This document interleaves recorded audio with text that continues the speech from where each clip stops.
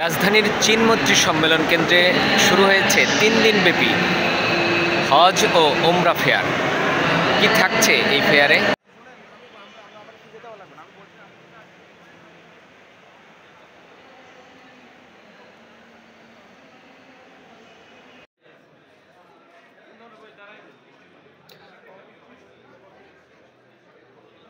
নানা ধরনের স্টল সাজিয়েছে আকর্ষণীয় করে, যাতে যারা হজ কিংবা ওমরা পালন করবেন সেসব যাত্রীদের জন্য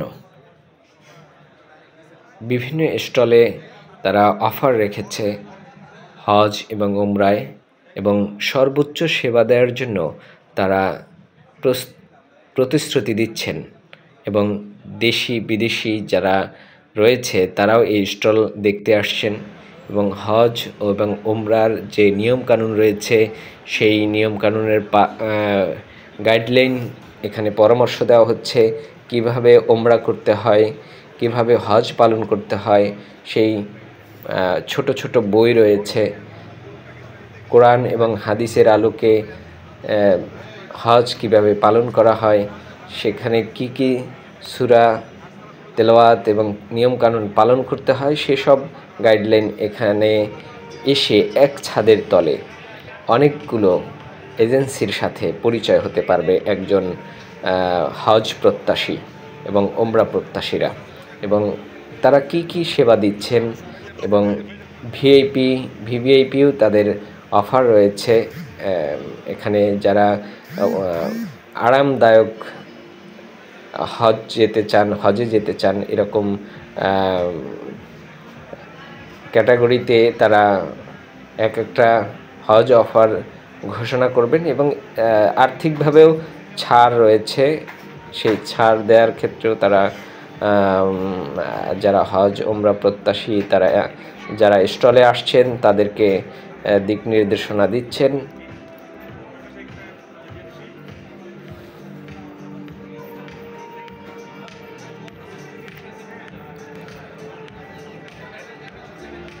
প্রায় 154টি স্টল রয়েছে।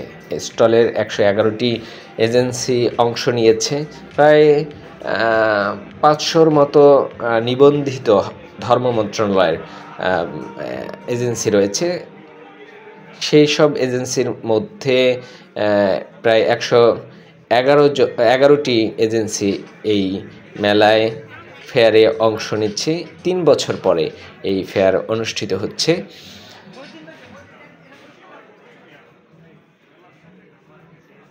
ফেয়ারে বড় বড় যেসব এজেন্সি রয়েছে সেসব এজেন্সির বেশিরভাগই অংশ নিয়েছে এই ফেয়ারে, এবং তারা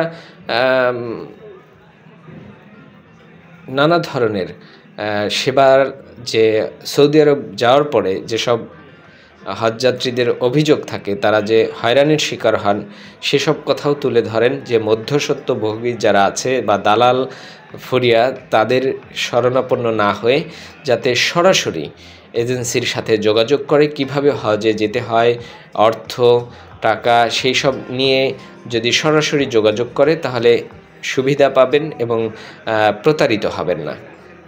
একজন বিদেশিও এসেছেন যারা সৌদি, তিনি দেখতে এসেছেন আসলে কিভাবে হজের তারা দর্শনার্থীদের যারা হজ প্রত্যাশী তাদের আসলে সুযোগ সুবিধা দিচ্ছেন।